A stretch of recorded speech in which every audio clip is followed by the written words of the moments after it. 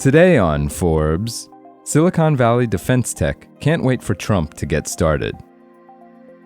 The impending arrival of a second Trump administration has brought renewed excitement for Silicon Valley's ambitions to make weapons and secure the large contracts needed to support them.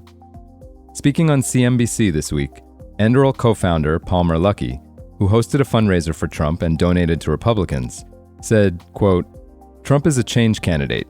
He very much wants to balance the budget and save money, get more for less. Trump is not going to politicize the defense procurement apparatus."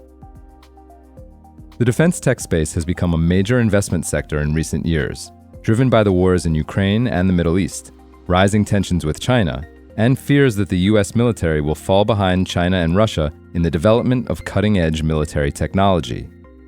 Companies like SpaceX, Palantir, and Anduril dominate the sector, and funds set up by major venture capital firms like Andreessen Horowitz, General Catalyst, and 8VC have spawned a growing number of unicorn-valued companies making drones, autonomous boats, and weapons of war. Shares in Palantir, among the highest-profile defense tech companies, soared 8.61% the day after the election, contributing to a 40% spike from Monday to Friday during trading last week. Congratulating Trump on X, the company said it, quote, "stands ready to work with Trump to bring the software revolution to our most important institutions." Much of the enthusiasm has centered around the growing influence of Elon Musk on Trump's policies, and speculation that he may take on some government role. Boosting Palmer Luckey on X Wednesday, Elon Musk wrote that it is, quote, "very important to open DoD/Intel to entrepreneurial companies like Anduril. Pay for outcomes, not requirements documents." Nathan Mintz, CEO of electronic warfare company CX2, and a previous co-founder of unicorn defense company Epirus, said, quote, "The close relationships between Vice President-elect Vance, Elon, and the defense VC and startup ecosystem will create a huge opening for real defense acquisition reform and widening of a number of players." Another founder, JC Batesh of fusion company Fuse, said, quote, "Seeing Elon Musk getting involved and backing the Trump administration gives me hope that there will be positive progress and benefits to the defense tech ecosystem." In addition to Musk, other Silicon Valley leaders with major defense interests have aligned themselves with Trump and earned his ear. Mark Andreessen, whose eponymous venture firm invests in defense tech startups through its American Dynamism Fund, has been an outspoken advocate for Trump, touting his policies as favorable to innovation.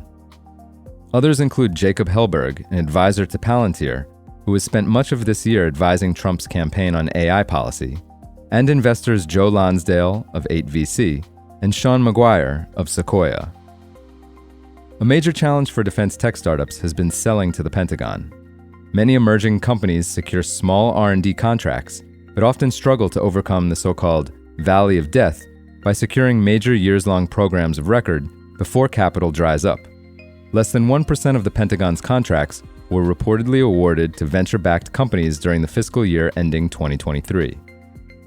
With Musk's input, Silicon Valley defense leaders believe Trump will upend and reallocate the $800 billion Department of Defense budget, much of which is vacuumed up by contracts to large prime contractors such as Lockheed Martin, Northrop Grumman, and RTX. One venture capitalist with defense investments told Forbes, quote, "There's been bipartisan consensus that we need to shift from buying costly, big, exquisite stuff from primes as opposed to cheap autonomous weapons from emerging companies. Any Trump administration will encourage the Pentagon to act faster." For full coverage, check out David Jeans's piece on Forbes.com. This is Kieran Meadows from Forbes. Thanks for tuning in.